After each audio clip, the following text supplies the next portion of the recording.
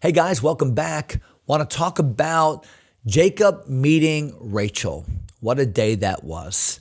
Jacob will never forget that day and his experience when God led him every step of the way, a series of seemingly random circumstances, but God was working and God was blessing. Let's find all about it on today's episode. Welcome to Everyday Truth with Kurt Skelly.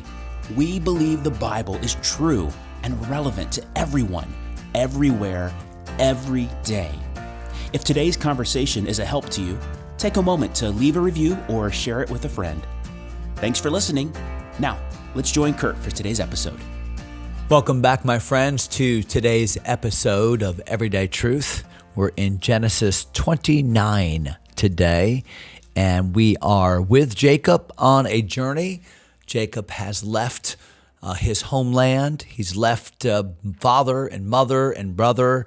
He's actually running for his life because his brother wants to kill him, and he's trying to find a safe place among the relatives of Jacob's family. So going all the way back to, Isaac, Rebekah's family, really, because remember, it was Rebekah that had been retrieved by Eliezer back in Genesis 24, when Abraham had sent his servant on a very similar journey.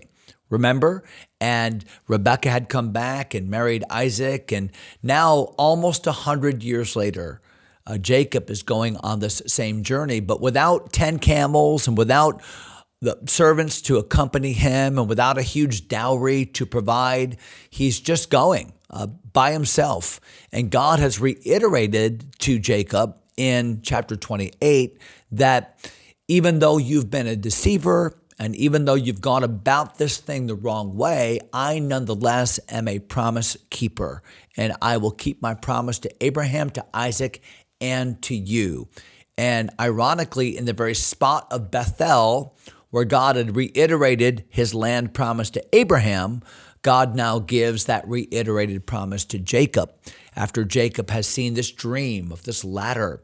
And we talked about how that ladder is in the New Testament was fulfilled in the person of Jesus. And Jesus told us that in John 1.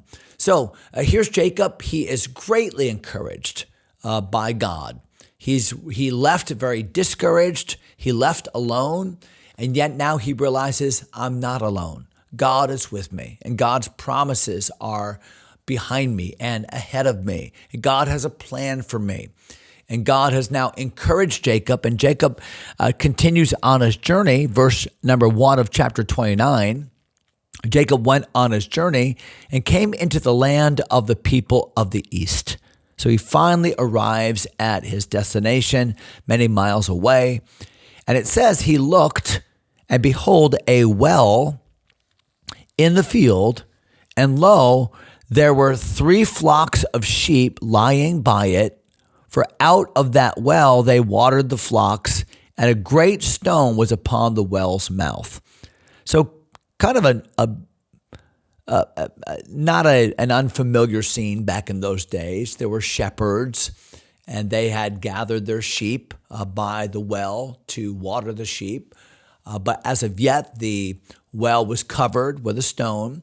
This was not uncommon. It wasn't uncommon for a community to own and operate a well.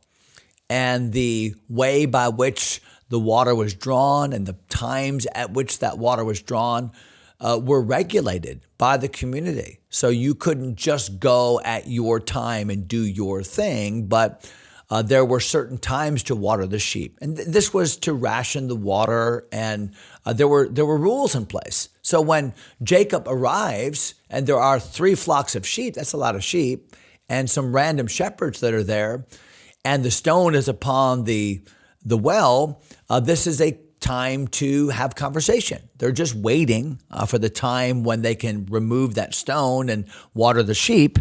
And it says in verse number 3, and thither were all the flocks gathered to that well. That was the well where they watered the flocks. And they rolled the stone from the well's mouth and watered the sheep and put the stone again upon the well's mouth in its place. In other words, this is the common practice, is what verse 3 is saying. And Jacob said unto them, my brethren, whence be ye? Hey guys, where are you from? We still do that today. Often, if I meet a stranger in an airport or on an airplane or wherever, I might say early on in the conversation, hey, where are you from? Where are you from? Because I'm looking for a connection. And so Jacob says, where are you guys from? Are you from around here? Obviously, as shepherds, they would be, but shepherds are somewhat nomadic, so they could be from any number of places in any direction of that well. So where are you from? And they said, of Haran are we. Hey, we're from the city of Haran. Well, I mean, Haran is named for Abraham's brother. So this is his grandfather's brother's namesake. So Jacob knows immediately, I've run into people from the town that I'm looking for. So what do we see? We see God's wonderful providence, that Jacob is going to the house of his uncle Laban, and yet he's never been there. It's been decades since anybody from his family has been there. So it's not like you're operating on Google Maps. It's not like there are road signs everywhere to follow. And what a great stroke of providence here, that God has put Jacob in a place where the very first people he meets when he gets into this country, this region, are people from the exact town that he's looking for. And it gets better than that. Verse number 5, and he said unto them, know ye Laban, the son of Nahor? Oh, you're from Haran. Well, do you know who Laban is, the son of Nahor? And they said, we know him. So it goes from good to better because they're from the right place. They know the right person. So everything seems to be falling into place. And no doubt Jacob is thinking at this point, this is exactly what God promised. God promised to guide my steps. God promised to bless me on my journey. These are all evidences. Like Ruth, remember the handfuls of purpose. God just is using little things, little details to demonstrate to Jacob that I am indeed in providential control of your life. Verse 6, he said unto them, is he well? And they said, he is well. And here's the third stroke of providence in just 3 verses. And they said, behold, Rachel, his daughter, cometh with the sheep. So they have, he goes to the well, a random well. He wants to get some water, no doubt. You would always travel to and from water sources in those days. That's what, those were the rest stops, if you will. And so where are you from? Haran. Do you know Laban? Yes. Is he well? Yes. And hey, by the way, there's his daughter right now who's coming to this well right now to feed her sheep right now. So there's a lot there. First of all, just the providence of God. These are more than coincidences. These are evidences of God's promise. God doesn't do random. And then secondly, is it not ironic that Rachel is a shepherd or a shepherdess, I guess maybe you would call it. And that's the family, right? The family of shepherds. And how God, in his plan, chose to use these simple shepherd people. Abraham, a shepherd, Isaac, a shepherd, Jacob, a shepherd. We're going to find that Moses, a shepherd, David, a shepherd, Jesus, the good shepherd. So, wow, this whole shepherd motif we find over and over again. Verse number 7, he said, lo, it is yet high day. So he's still speaking to these men. Neither is it time that the cattle should be gathered together. Water ye the sheep and go and feed them. So Jacob says, well, why don't you just give your sheep water now? I mean, you're here. The sheep need water. And verse number 8, they said, we cannot until all the flocks be gathered together until they roll the stone from the well's mouth, then we water the sheep. So they said, no, we have a custom. And the custom is all the shepherds in the area, we gather all of our flocks at the same time so we can monitor that no one's abusing this water source. So that's why this is big, heavy stone. It takes several people to move it. So not any one person can take advantage of the water source, and it's being divvied out in an equitable way. So we're not going to violate that because we live in community. So you, from your perspective as a stranger, hey, just water the sheep. But no, we need to wait for everyone to arrive, and then we'll do it in the way that we've always done it. Now keep that in mind, because the Bible says in verse 9 that while he yet spake with them, Rachel came with her father's sheep, for she kept them. She was the one that watched them. And it came to pass when Jacob saw Rachel, the daughter of Laban, his mother's brother, and the sheep of Laban, his mother's brother, that Jacob went near, and he rolled the stone from the well's mouth and watered the flock of Laban, his mother's brother. I mean, he just disregards the custom. He just disregards what he just said, what the men just said to him, and by himself, he moves this stone. The job probably of at least 2 men, maybe 3, and he rolls the stone. So what's going on here? Is this chivalry? Maybe a little bit. Gallantry? Is it hospitality? Is he showing off his muscles because he just saw this pretty girl? I mean, maybe a little bit of all of this. But one thing that's clear is it's not what the custom was. And yet he's not rebuked for it. So there seems to be some level of understanding among the men to understand that this stranger has now met a family member. This is deeply emotional. And he's responding with this great act of service and hospitality toward Rachel. And it says in verse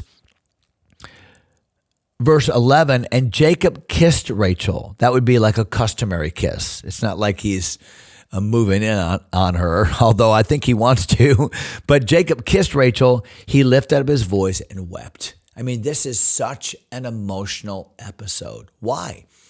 Because this is what his journey entailed, to find Laban. This is a family member. He's been on his own. He has felt rejected. He has gone through this great experience with God. He is as raw emotionally as he's ever been in his life, and yet God continues to be good to him, to show him grace, not only in his word, last chapter, but also in these circumstances. And Jacob is just overwhelmed by all of it. It says in verse 12, and Jacob told Rachel that he was his father's brother, her father's brother, in other words, relative, and that he was Rebekah's son. And she ran and told her father. See the urgency? Well, she just takes off, and there's Jacob watching the sheep and having an awkward conversation with the other shepherds. And the Bible says in verse 13, it came to pass when Laban heard the tidings, he heard the news of Jacob, his sister's son, that he ran to meet him. So there's all kinds of urgency happening here. We find Rachel running and Laban running, and Laban is an old man right now. And there's nothing more humorous than watching old men run. I mean, I wouldn't know, I'm not old, but I've heard.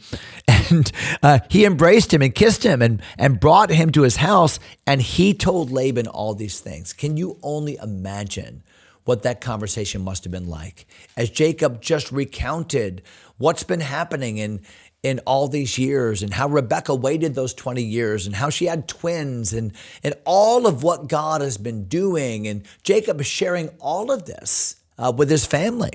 And Laban said, surely thou art my bone, my flesh. And he abode with him the space of a month. So he's been there a month now, and they're catching up, and they're relatives, and everything's great. They're in a honeymoon period, if you will. Now, the honeymoon's going to end, as we shall see. Look at the last verse we'll read in verse 15. And Laban said unto Jacob, because thou art my brother, shouldest thou therefore serve me for naught? So Jacob was taking part in the household chores, and he was watching the sheep and getting to know the family and pulling his weight. And yet the Bible teaches here that Laban says, hey, should you really just be serving me for free? I mean, I know we're family, but I don't want to take advantage of you. Now don't think that Laban is being magnanimous here. He's not. He always has a method to his madness. So watch what Laban says. He says, tell me, what shall thy wages be?